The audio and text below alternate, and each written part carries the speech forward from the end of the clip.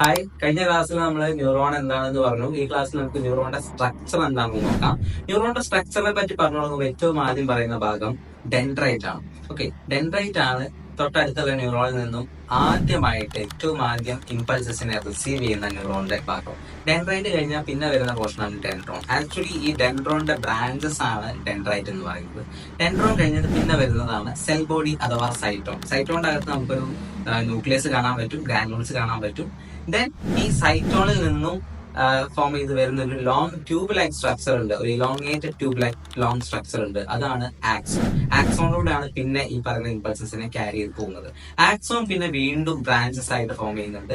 ഈ ആക്സോണിന്റെ ബ്രാഞ്ചുകളെ നമ്മൾ പറയുന്ന പേരാണ് ആക്സോണൈറ്റ്. സോ ഡെൻഡ്രോണിന്റെ ബ്രാഞ്ചുകളെ ഡെൻഡ്രൈറ്റ് എന്നും ആക്സോണിന്റെ ബ്രാഞ്ചുകളെ നമ്മൾ ആക്സോണൈറ്റ് എന്നും പറഞ്ഞു. ഓക്കെ, ആക്സോണൈറ്റിന്റെ ടിപ്പിൽ നമുക്ക് സിനാപ്റ്റിക് നോബ്സ് കാണാൻ പറ്റും. ഈ സിനാപ്റ്റിക് നോബ്സ് ആണ് സിനാപ്സിലേക്ക് ന്യൂറോ ട്രാൻസ്മിറ്റേഴ്സിനെ സെക്രീറ്റ് ചെയ്യുന്നതും പിന്നീടുള്ള അടുത്ത വരുന്ന ന്യൂറോണിലേക്ക് ഈ ഇമ്പൾസസിനെ ക്യാരി ചെയ്യാൻ വേണ്ടിയിട്ട് അല്ലെങ്കിൽ ട്രാൻസ്ഫർ ചെയ്യാൻ വേണ്ടിയിട്ട് സഹായിക്കുന്നത്.